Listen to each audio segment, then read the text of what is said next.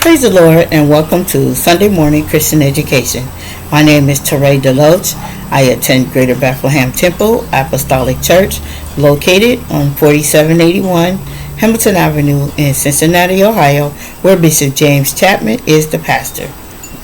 And where there is a God in Bethlehem and Jesus is his name. Today's lesson is titled Rahab and the Spies. The lesson text comes from the book of Joshua, chapter 2, verses 3 through 9, verses 15 and 16, verses 22 and through 24.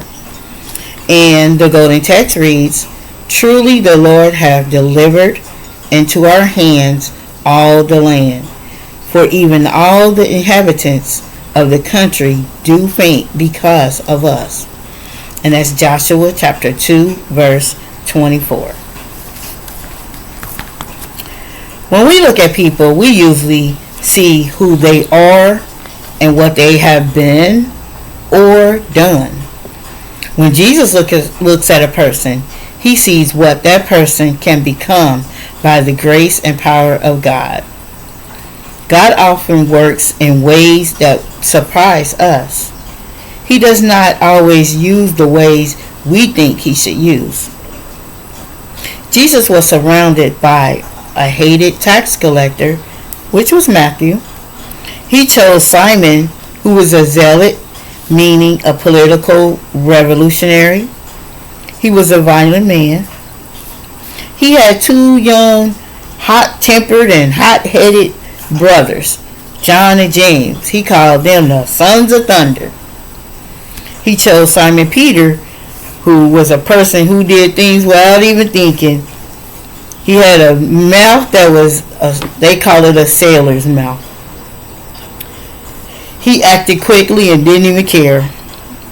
He also chose a betrayer, which was Judas. Mary Magdalene was a woman possessed by demons.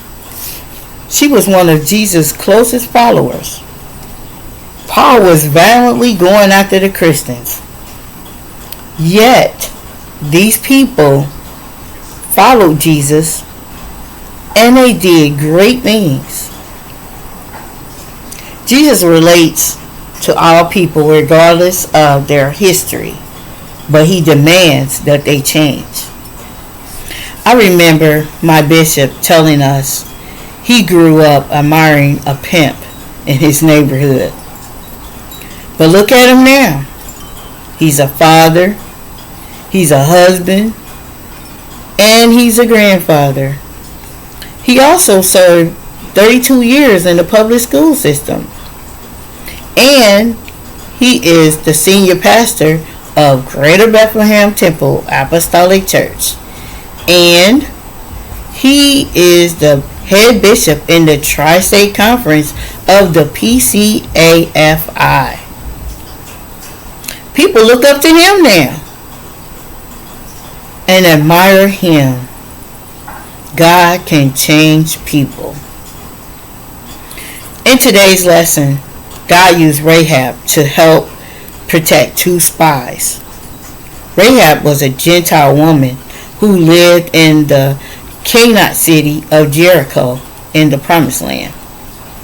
Rahab was a harlot, meaning a prostitute. One might think, why would God use a prostitute? God didn't approve of Rahab's lifestyle or occupation. He honored her developing faith. However, he had big plans for her. God knew that Rahab had already recognized his hand moving the Israelites to victory and would be willing to help the spies. This was not a coincidence. God guided the spies to Rahab's house. I tell you, no matter what, God is always in control. He knows all and sees all. Nothing takes him by surprise. Rahab was part of God's plan. Our lesson says, on the brink of the land of promise, Joshua sent two spies into the land to check things out. The Israelites could not cross the Jordan and begin the conquest of Canaan without first eliminating the stronghold of Jericho. They were to gauge the strength of Jericho's defense. See what they was working with. Jericho was a wicked city where the people didn't believe in God. Jericho was a walled city near the Jordan River. It guarded the entrance to Canaan. When the spies entered the city, they went to Rahab's house to hide. The king of Jericho found out the spies entered the city and was at Rahab's house.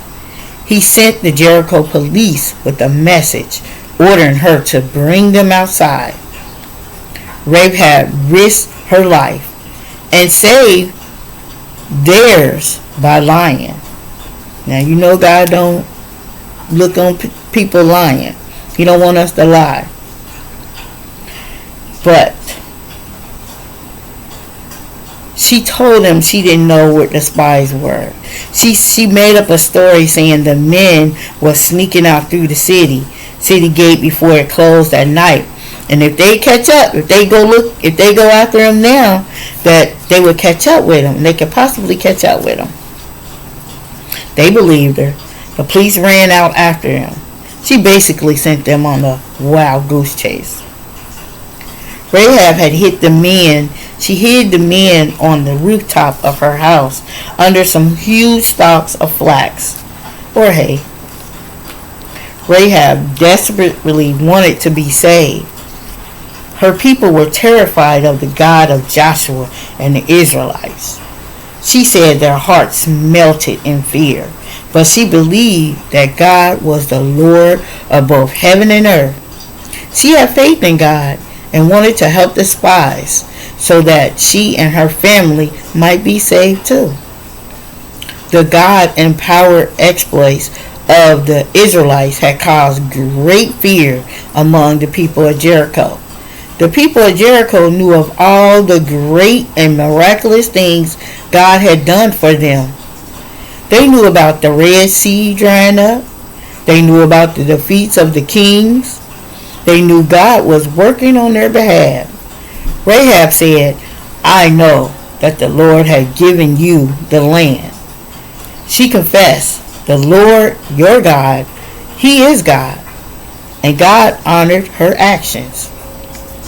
Rahab had helped the spies escape by tying a rope through her window and letting them climb down the wall to safety. She told them to go and hide in the hills for 3 days. After that, it would be safe for them to return to Joshua, because by that time the Jericho police would have stopped the search. Many times God protects us when we don't even know we are in danger. He goes before us and prepares the way. In exchange, Rahab asked them to keep her and her family safe when they returned to destroy the city. They agreed and told her to tie a scarlet cord that was like a red string or yarn in her window, and whoever was in the house would be protected the day the city walls fell. The spies returned to Joshua and reported that the people were terrified of them because God was with them. They also told him of Rahab's help. Rahab's family was saved, and she ended up being the great-great-great-great-grandmother, even some more greats, of Jesus. She was in the family line of the Messiah. Who knew? Rahab's faith is honored in the book of Hebrews. God is in the business of making sinners into saints for His glory. God knew